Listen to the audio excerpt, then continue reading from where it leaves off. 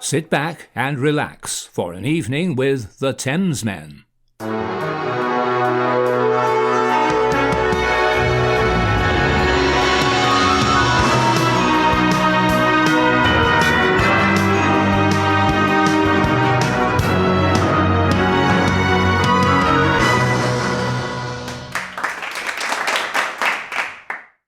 Hello! How are you? Very excited by this week. Very excited. Hello, everyone. It's the beginning of something special. This is Australian Week. Aussie Week, not to be confused with Ozzy Osbourne, Australian Week. We're not going to do any accents. And No. I feel sorry because there were a lot of people who were really looking forward to Ozzy Osbourne Week because we kept saying we're doing Aussie Week and it was just like, nah. So why? Why are we doing this? Why? So, okay, just quick intro. I'm George. I'm in Los Angeles. He is. And I am Alex and I am in San Francisco. I have a great love of Australian music and been trying to educate Alex for a long time. But we have a contributor, a patron, a friend, Chris, who is a true Aussie. Yeah, absolutely. And we went to him and we said, Chris, we know pretty much nothing about the Australian music scene, or the history of the music scene, anything about it. And he said, don't worry. I'll give you 5 tracks as a small soup song, as a sampler of how good the Australian music scene is. Because you get stuck in your own bubble here in the US and the UK, and especially the English, and we're all on our crown, like, on our throne saying how good we are. So it's like, let's go and explore. Let's get out of our safe zone. So Chris has put together a blinding track list, and we're going to do one a day for 5 days. Brilliant. I'm looking at the track list now. I don't recognize any of this, so this is going to be really great for me. I recognize 2, actually 3, actually 2-ish. I'd recognize, but anyway, we'll come to those. But the first one, no idea. So Chris gave us some great notes. Do you want me to read out what he says for this one? Yeah. Or do you want to do it? I'll read the band and the track, and then you do the notes. So the band is Daddy Cool, and all I think of Daddy Cool. Yeah. Only M, but it's not them. It's Daddy Cool, and the track is Eagle Rock. How does an eagle go?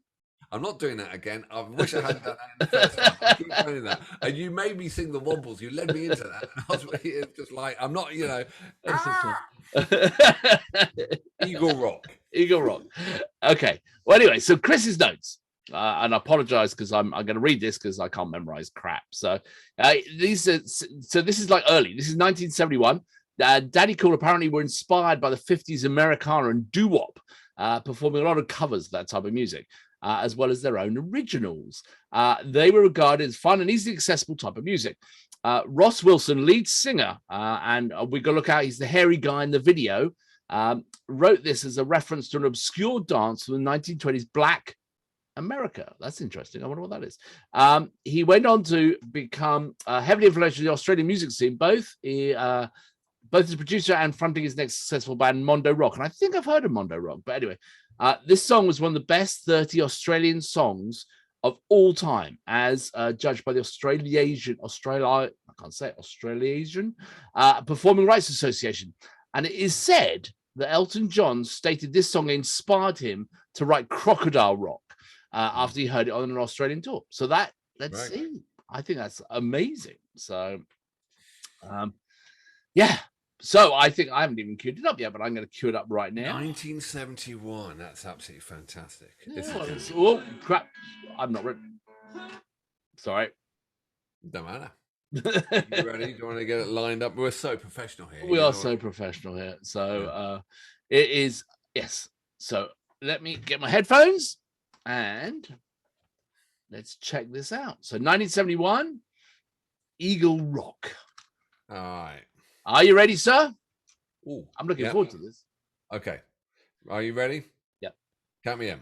3, 2, 1, go.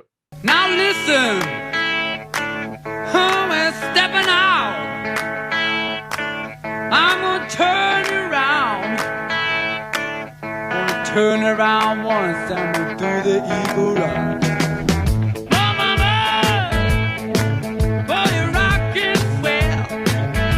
He must be the hair.